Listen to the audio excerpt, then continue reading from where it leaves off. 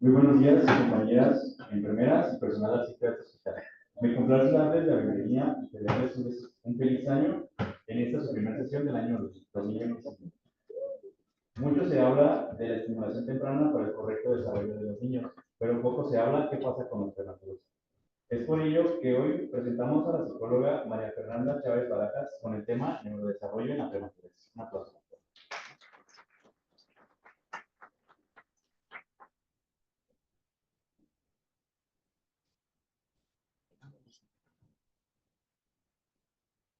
Bueno, buenos días a todas y a todos. Soy psicóloga especialista en neuroterapia y psicomotricidad infantil. Agradezco mucho la invitación para poder estar en esta sesión. Espero sea de su agrado. Efectivamente, mucho se habla acerca de la estimulación temprana, sobre todo en los pequeños que denominamos sanos o que no tienen algún tipo de alteración. Sin embargo, generalmente nadie aborda el tema de los prematuros.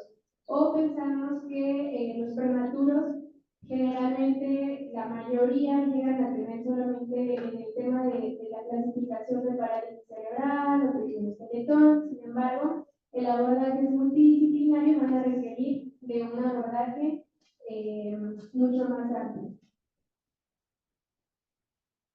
Permítame. A ver.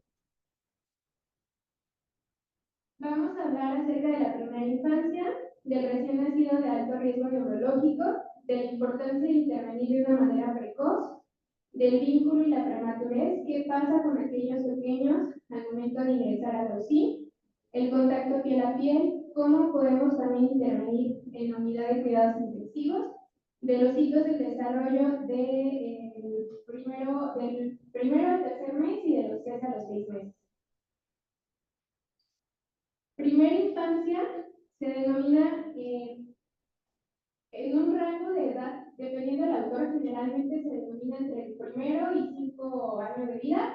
Algunos lo llegan incluso a considerar hasta los 6 años y se considera que es una población vulnerable. Vulnerable en muchos sentidos, tanto en la parte social, la parte biológica, el ambiente también influye bastante en el neurodesarrollo. Y como vamos a ver más adelante, nuestra población vulnerable en este caso pues van a ser los neonatos.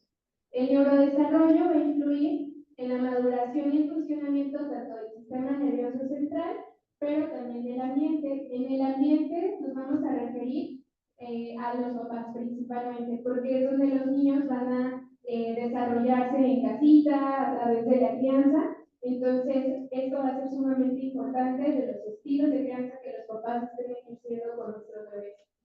Y el desarrollo infantil temprano, hablamos de evolución.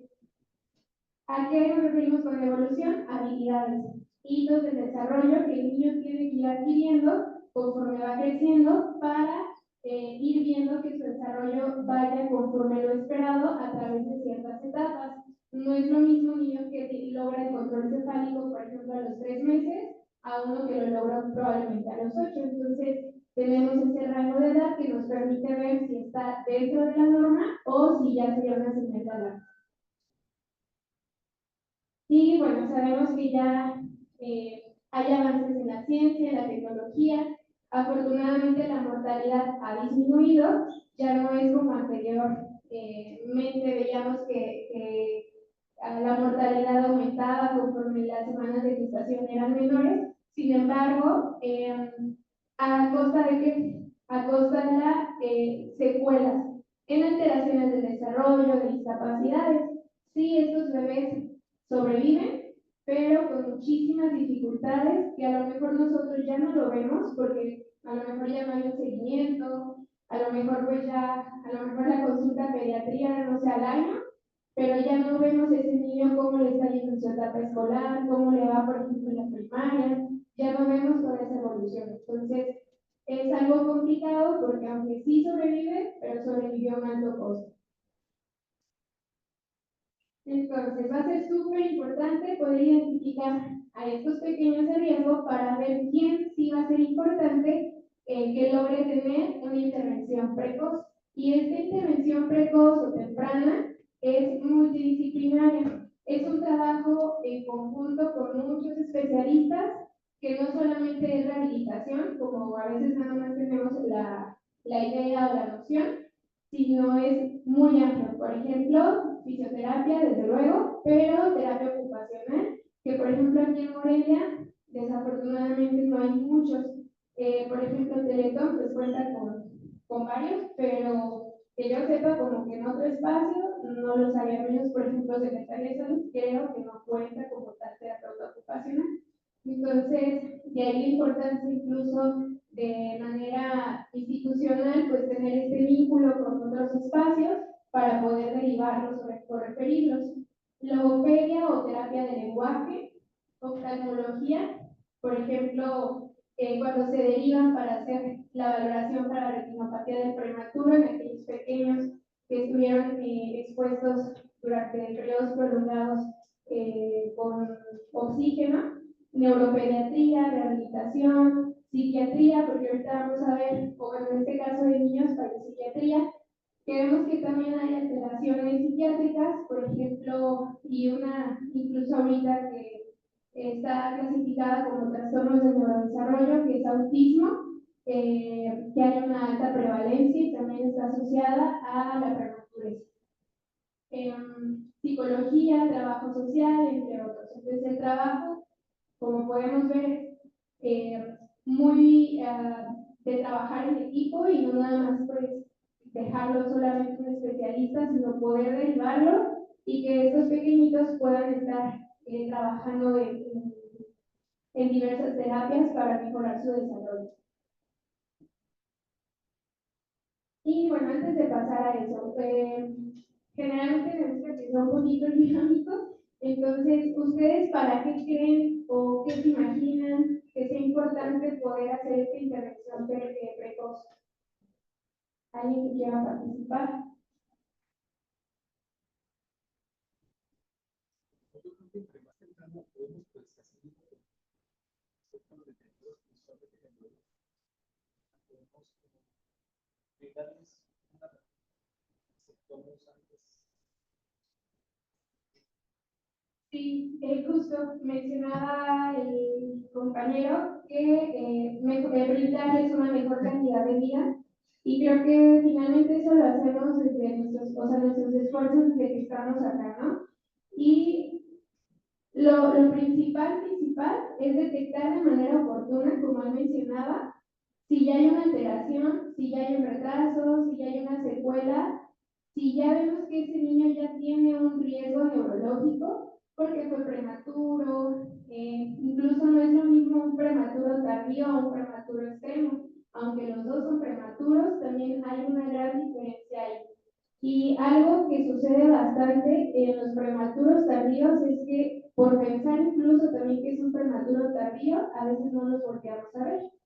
Y curiosamente, también en esos prematuros tardíos presentan secuelas que a lo mejor no son motrices, a lo mejor no van a tener una parálisis cerebral, pero en una etapa escolar, a lo mejor un TDA, a lo mejor un autismo, a lo mejor trastornos de aprendizaje, y se nos fue y nunca vimos un seguimiento, vimos que a lo mejor tenía un retraso de lenguaje, entonces también los prematuros tardíos requieren un seguimiento.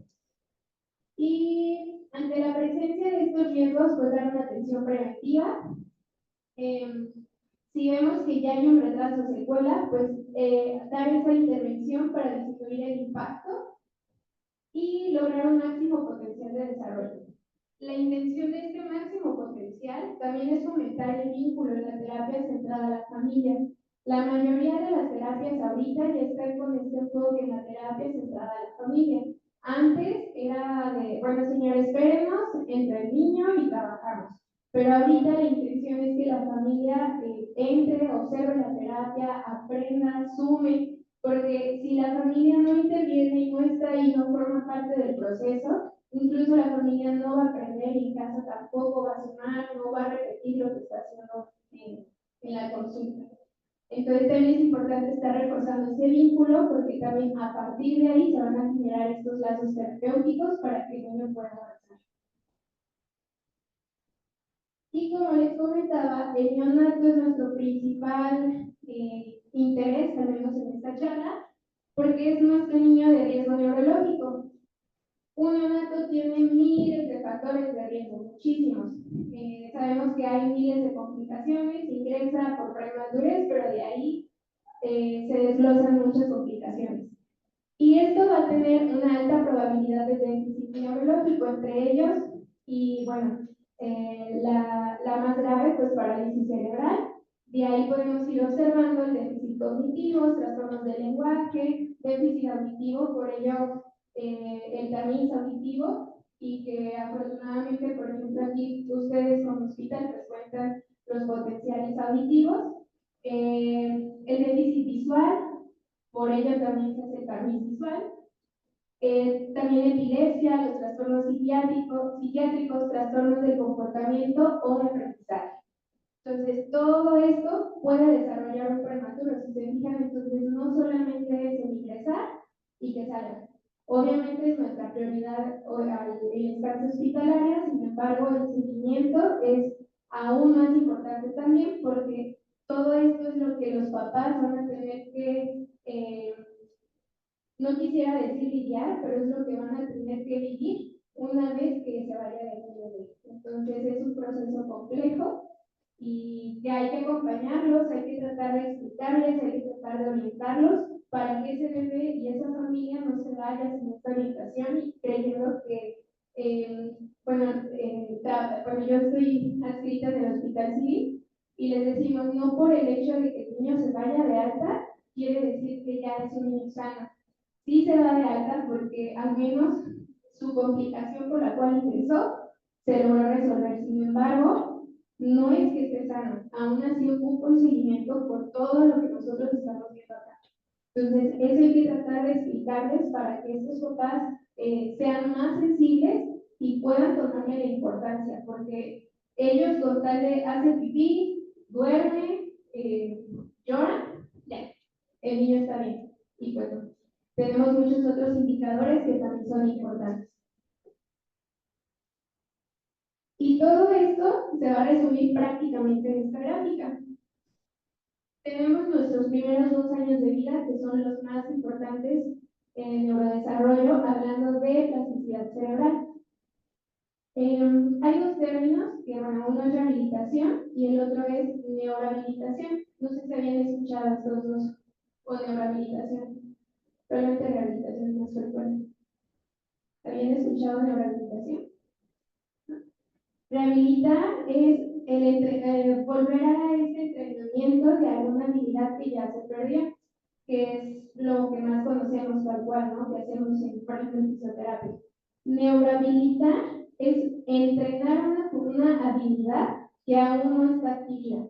¿Qué es lo que hacemos con los prematuros? Por ejemplo, hay una terapia que se llama Cátona, que es, por ejemplo, se trabaja aquí en Crivier, que está a un costado del banco de sangre.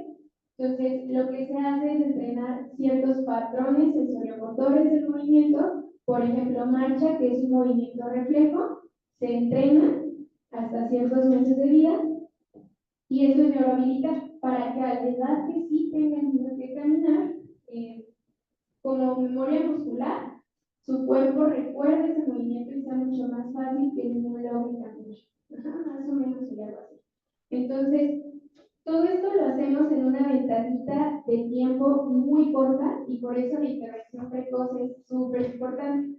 Si nosotros vemos la gráfica, nosotros ya tenemos un diagnóstico temprano que está acá. Entonces, ahí es donde nosotros ya tenemos la mayor ventana de plasticidad cerebral.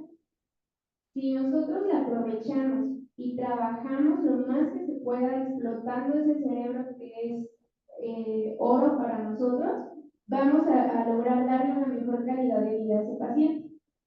Pero si se nos fue el tiempo, nunca lo canalizamos, le dimos largas, orientamos a la familia, ya perdimos tiempo y creímos que porque justo lloraba, dormía, hacía pipí y ya el niño estaba bien. Podemos no ver la lesión, pero la vamos a ver hasta acá probablemente a los 18 meses, que es el pico. Entonces no quiere decir que el niño nunca tuvo la lesión, sí la tuvo, pero la lesión no se expresa en los primeros meses de vida, se va a expresar más adelante. Por eso, entre más pronto nosotros nosotros logremos tener esta intervención, va a ser más beneficioso para el niño por la plasticidad cerebral. Entonces, si ya trabajamos, neurohabilitamos, podemos lograr mejor avance con el niño. Si no logramos esta fase, rehabilitamos. ¿Sí o los perdemos? Y ahora, ¿qué pasa con el vínculo? Hay un riesgo de vinculación cuando este prematurito nace por múltiples causas. Por la ausencia de esta última etapa del embarazo, la separación al nacimiento y los primeros días, por esta conducta del bebé que está condicionada por la misma prematuridad. Y este vínculo está expuesto a la mirada de todos los demás, de los médicos, de las enfermeras, de todo el personal, menos de sus papás. Entonces, el vínculo se ve coartado y el vínculo en los primeros días, los primeros meses también es muy importante para el neurodesarrollo.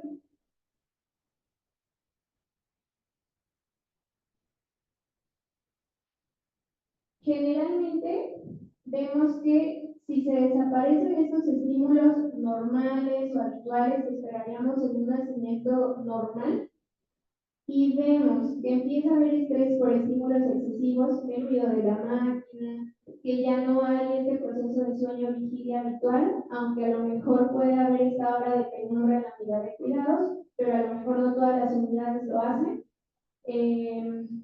No sé, a lo mejor tratamos a lo mejor de cuidar lo más que se pueda la unidad, pero a veces es complicado. Aún así puede haber mucho estrés. La toma, ¿no? Estar haciendo la toma de muestras, todo eso les genera estrés a nuestros bebés. Eso le va a generar cambios en el desarrollo de su sistema nervioso central, porque son bebés bien pequeñitos y a un adulto le genera estrés. Imagínense un bebé que tiene su umbral distinto, un bebé que todavía está inmaduro en todos sus órganos, eso nos va a generar estrés y va a generar también secuelas.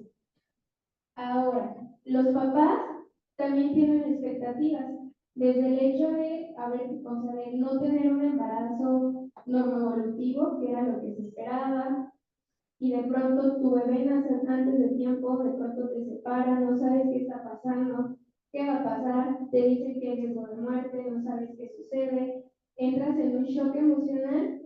Y si a eso le sumamos que no hay un acompañamiento o quizás sí por parte de psicología no saben qué hacer, todo eso va a dificultar el vínculo. Y muchas veces vemos que incluso los papás se acercan a esas incubadoras y no saben qué hacer, les da hasta miedo tocar a sus bebés. En el caso de los que no pueden tocar, se quedan nada más así viendo, ¿puedo? ¿No puedo? ¿No? A veces ni les hablan. Entonces es como de señora, cántele, dígale alguna palabrita, ¿no? Entonces, todo eso va a generar más adelante también dificultades en crianza, porque aquel que era su hijo y lo sintió durante meses en su pancita, de pronto se fue y, no sé, a lo mejor 3 o 4 meses que estuvo aquí el bebé, realmente no estuvo, entonces no hubo esa conexión inmediata que era lo que se esperaba. Y también eso va a traer secuelas. De ahí la importancia del contacto piel a piel. Por ello es que se ha estudiado, se ha sugerido, se ha implementado en la mayoría de las unidades, porque aparte de que se ha visto que sí reduce la morbilidad neonatal y la mortalidad, se ha visto que mejora el neurodesarrollo y que ha tenido efectos positivos en los papás. Se ha visto que mejora la confianza, disminuye la ansiedad, porque hay ese contacto con sus pequeños, saben cómo tocarlos, cómo abrazarlos, saben que sí son pequeños, pero no son frágiles, son bebés fuertes, y va a mejorar la vinculación. Entonces, si se puede favorecer este contacto piel a piel, seguirlo favoreciendo y seguirlo estimulando. Y bueno, se han hecho algunos estudios donde una mayor presencia de los papás y mayor tiempo en brazos en la UCI, hay una mejor neuroconducta cuando este bebé prematuro llega a una edad adulta. Entonces, al decir neuroconducta, pues vemos que son niños menos irritables, por ejemplo, o que llegan a regular incluso mejor su ritmo también de sueño vigilia, A eso nos referimos con neuroconducta. Y vemos también que hay mayor tiempo con los papás, por ejemplo, en brazos, en tacto piel a piel, también se va a relacionar con un mejor neurodesarrollo, porque el niño también siente una mejor confianza de que ahí están sus papás. Entonces, también eso repercute en su neurodesarrollo. ¿Qué hay que hacer? Hay que enriquecer de manera ambiental también nuestras unidades y vemos que también nosotros desde nuestra trinchera, desde nuestro espacio, podemos intervenir para mejorar este neurodesarrollo de los pequeños. ¿Hay aquí alguien que esté en la UCI? ¿Me podrían compartir de qué manera procuran como cuidar este espacio para los bebés?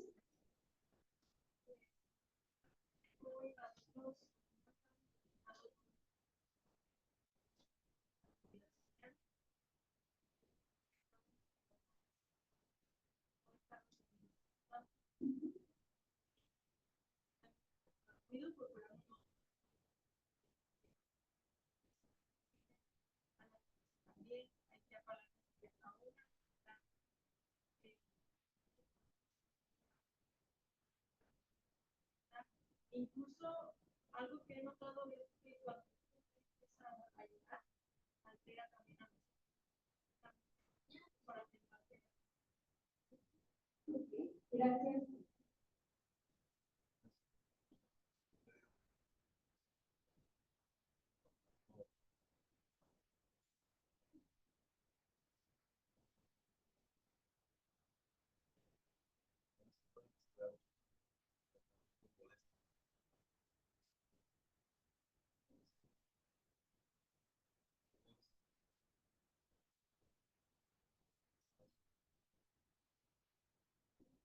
Okay, gracias.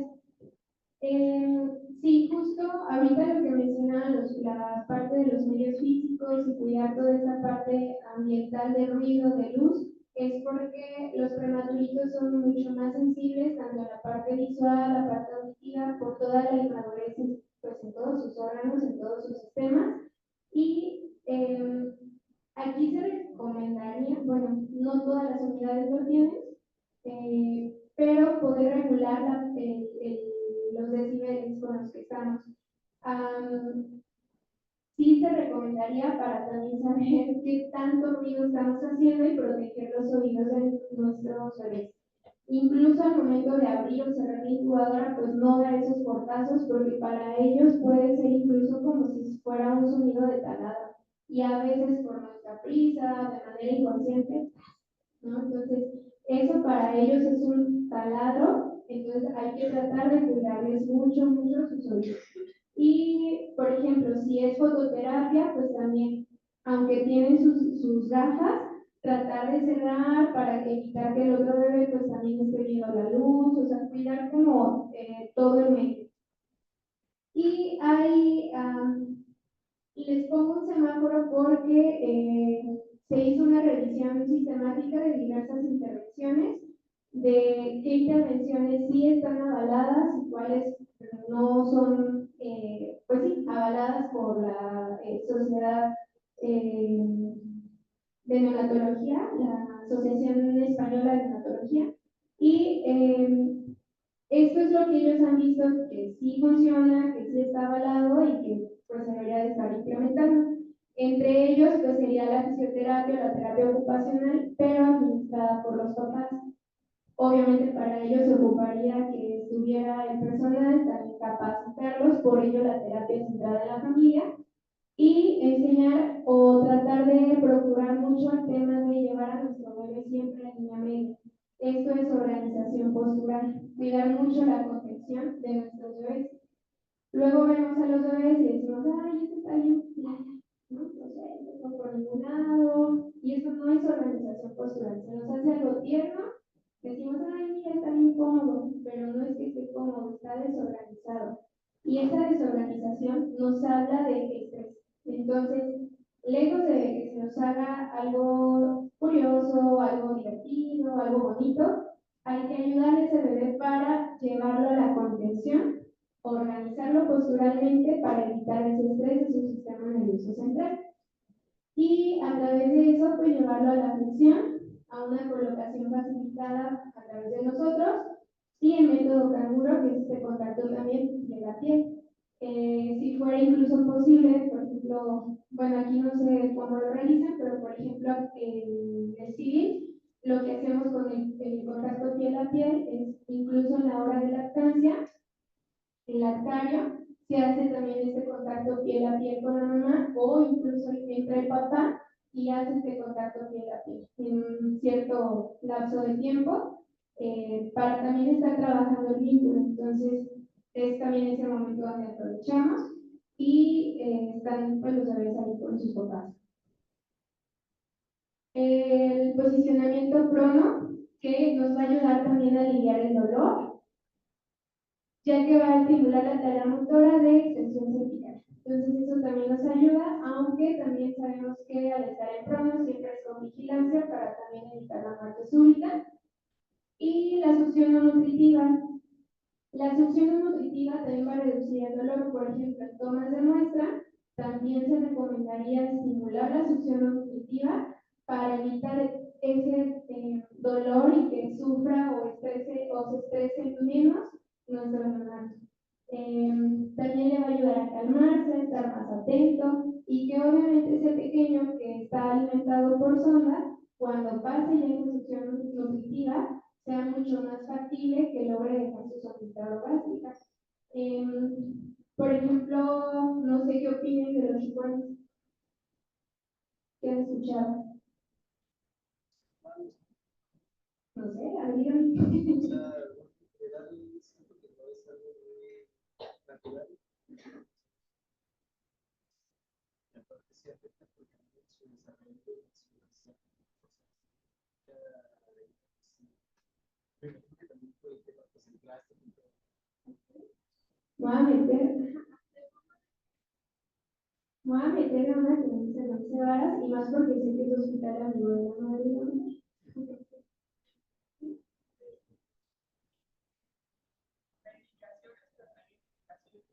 Por ejemplo, hay bebés que es como y no están aptas.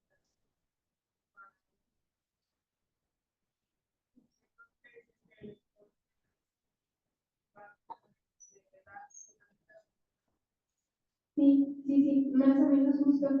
Sé que son hospital amigo de la madre del niño, pero hay indicaciones terapéuticas. El chupón no es para todos los niños y el chupón no tiene la finalidad de ser como un niñero, para que el niño se caiga y deje de llorar.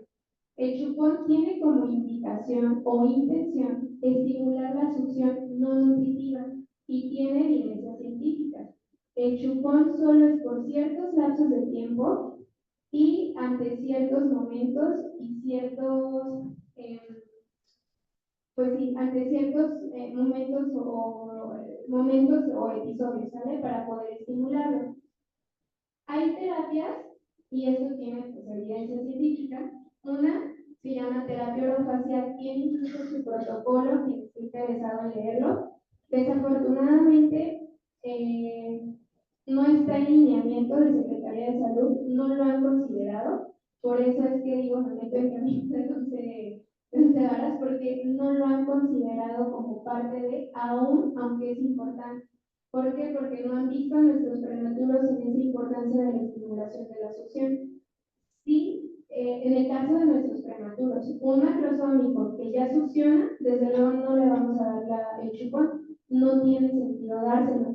Pero un prematuro que, por ejemplo, tiene un peso de unos 500, se le está dificultando porque además es una triada, succión, deglución, respiración, que apenas va a intentar esta coordinación, a lo mejor podríamos incorporarlo con nuestro protocolo de succión durante ciertos momentos y una vez que se logre, el chupón se va, porque esa es la finalidad, que es estimular la succión no nutritiva. Por eso es no nutritiva, no tiene como intención la alimentación. Ahora, hay estos ejercicios, hay protocolos, que uno de ellos se llama FUSILE y el otro se Cualquiera de estos dos están pues con validez científica para trabajarlo con los pequeños. Se realizan ejercicios de succión y aquí vemos, por ejemplo, el chuponcito, donde se empieza a estimular para que el niño empiece a trabajar su reflejo de succión, porque no lo tiene. El reflejo como tal de succión se empieza a desarrollar a las 34 semanas. Entonces, si tenemos un prematuro de 30, por eso no pueden succionar. Y si le agregamos que es dependiente de oxígeno, más todas las complicaciones, o que a lo mejor ya tiene displasia broncopulmonar, o sea, es muy complicado y sí se recomienda, pero ante ciertos pequeños y con una indicación, no es para todos. De hecho, quienes ya lo trabajan, quienes ya lo implementan, es el Instituto Nacional de Perinatología. Les dejo por aquí un link para quien le interese y quiera saber un poquito más del manejo de alteraciones de la succión, lo pueda leer. Hicieron un webinar acerca del manejo de las alteraciones de la succión, lo pueden revisar y ahí también abordan cuándo sí, cuándo no utilizar el chupón. Si nosotros logramos que ese bebé succione lo más pronto que se pueda, también disminuimos la estancia hospitalaria y con ello incluso logramos que no haya alguna infección nosocomial. Entonces, tiene sus beneficios porque muchas veces el niño ya está para irse a casa, pero no succiona, todavía no aprende a comer. Entonces, tiene sus ventajas enseñarlo a comer rápido, que aprenda, se vaya a casita y disminuimos la estancia hospitalaria. Y no sé si me puede apoyar en poner el video.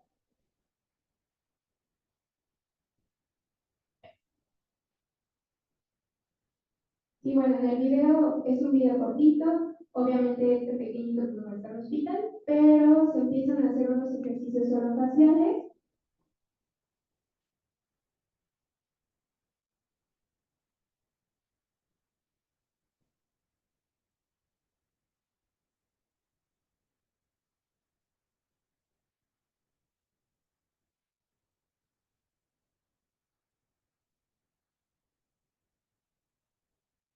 Y bueno, es prácticamente eso. Entonces, sí les invito a que revisen el webinar para que puedan checar todo este tema de la succión, sobre todo quienes están en UCI, para favorecer el manejo y el desarrollo de la succión de nuestros prematuritos para disminuir el cáncer, porque de verdad muchas veces solamente están por eso y es complicado.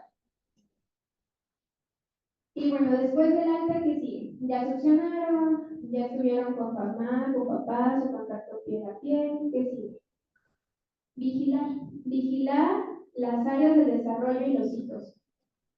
¿Qué vamos a vigilar? La parte cognitiva. Vamos a ver cómo, conforme este niño crece, cómo va a ir desarrollando su atención y su memoria, cómo va a ir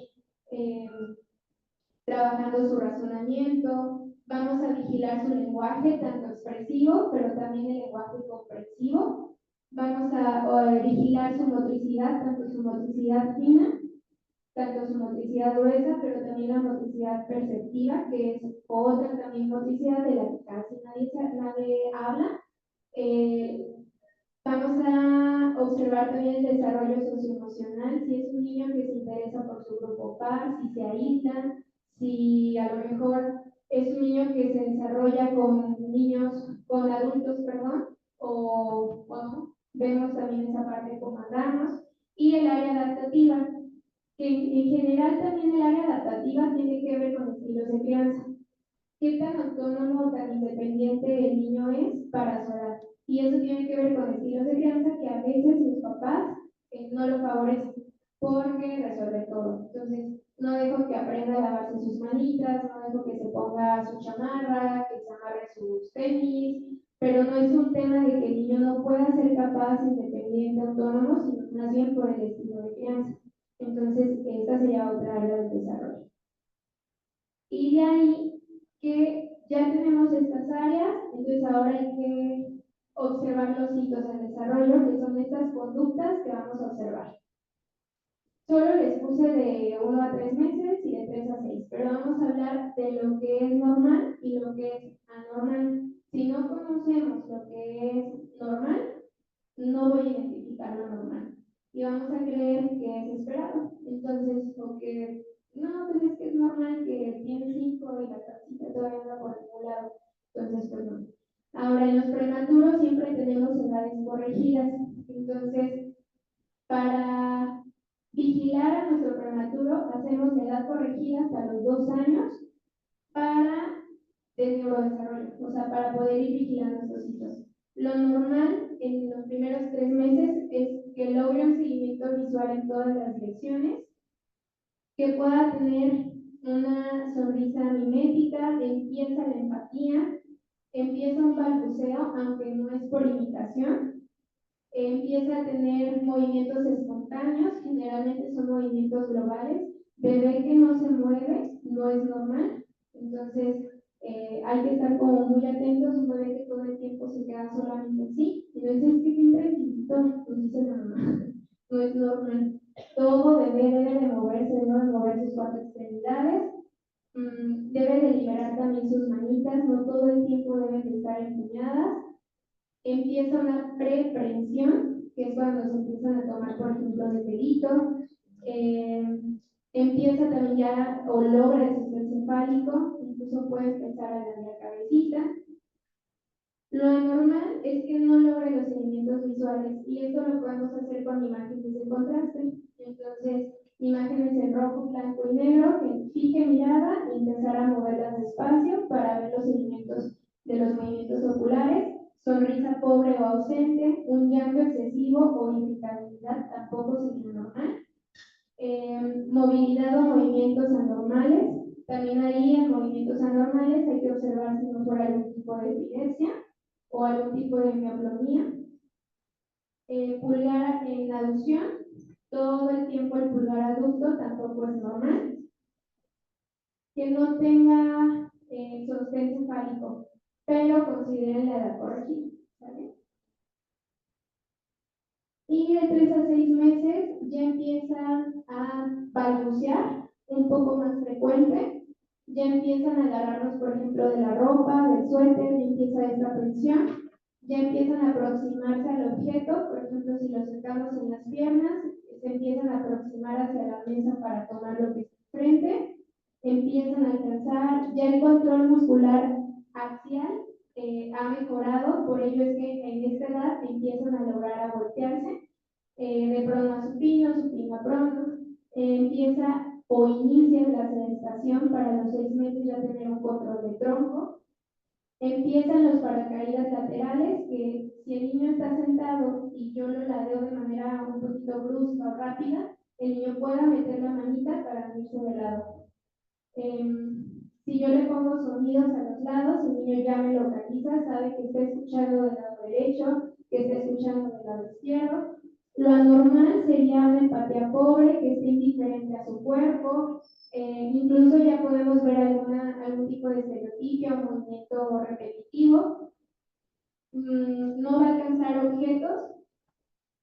Podemos ver una hipotonía cervical o troncal. También aquí en hipotonía cervical y troncal la podemos incluso observar desde antes, que también hay que ver si no fuera un síndrome hipotónico o una hipertonía o hiperextensión troncal, que también esto no le va a permitir ni girar ni sentarse. Una ausencia de sedentación con apoyo, o sea, lo mantenemos sentadito y ni siquiera mete sus manos. Apenas lo sentamos y su manita se detiene, luego se va. Y no se orienta el sonido, cero orientación. ¿Hasta aquí? ¿Alguna duda? Entonces, prácticamente como conclusión, el neonato de riesgos neurológicos sí nos va a presentar pues múltiples factores de riesgo, de ahí que es importante poder identificar e individualizar ese factor de riesgo para tener un buen programa de seguimiento. El seguimiento no es solamente los primeros meses de vida, sino es un seguimiento a corto o incluso a largo plazo, y es un trabajo multidisciplinario. Se debe de tener en cuenta los factores no solo biológicos, sino también sociales, y las intervenciones que también se reciban durante el ingreso. que es lo del contacto piel a piel, las intervenciones de cuidado, por ejemplo, ambientales que tuvo ese niño, y bueno, prácticamente es eso. Entonces, les agradezco mucho su atención. Si alguien tuviera igual alguna duda, inquietud, bueno, les agradezco mucho su atención.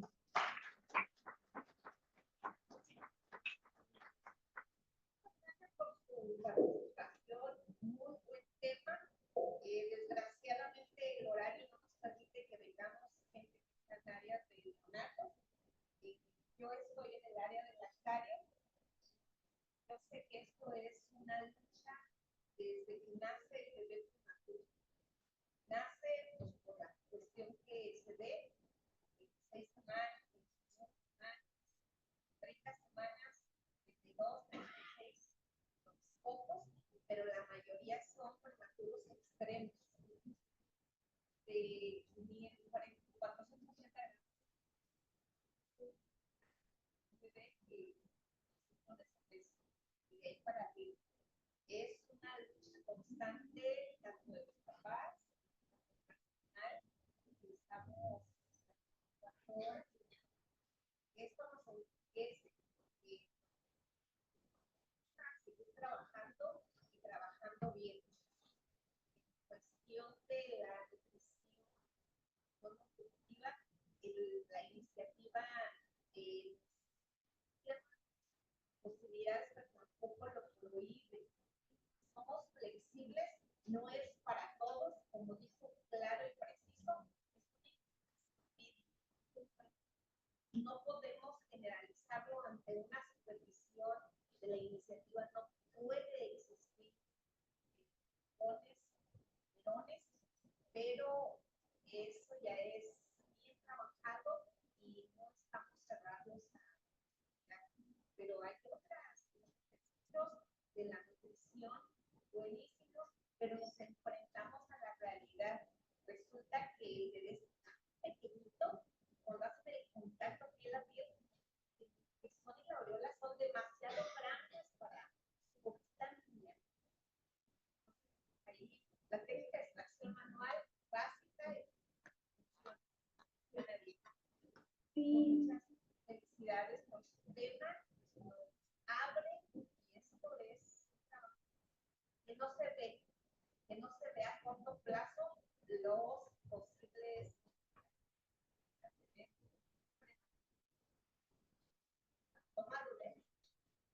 Sí. gracias. No, muchas gracias. En el civil que estamos haciendo, iniciamos la terapia orofacial, los ejercicios, una vez que alcanzan el 1.500, alcanzan el peso de 1.500 e iniciamos ejercicios. La idea, por ejemplo, llegando a unos 700, unos 800, dependiendo de la condición médica, ya se van de alta. Entonces, más o menos a unos 500 empezamos los ejercicios. Sin embargo, sí, el tema del chupón es solamente bajo indicación médica y no es para todos los bebés, porque sí podría llegar a pasar que chupón para todos. Bueno, entonces sí, sí es bajo indicación médica y solamente los pequeñitos que realmente lo requieren, sobre todo en aquellos que la succión, respiración y deglución se les esté complicando bastante. En aquellos pequeñitos que ya tienen algún tipo de broncoesplasia o algo que sabemos que la dificultad es todavía mucho mayor y que se puede prolongar la estancia incluso, pues no sé, todavía incluso un mes para que puedan funcionar. Entonces,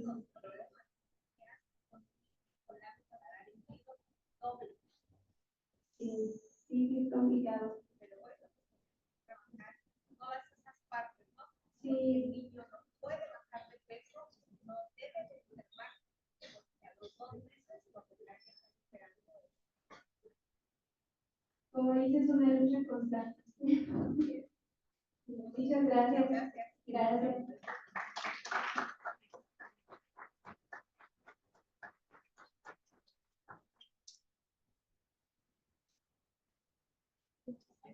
Agradecemos a la psicóloga María Fernanda, por tanto hacemos entrega de sus cuentas. Un aplauso.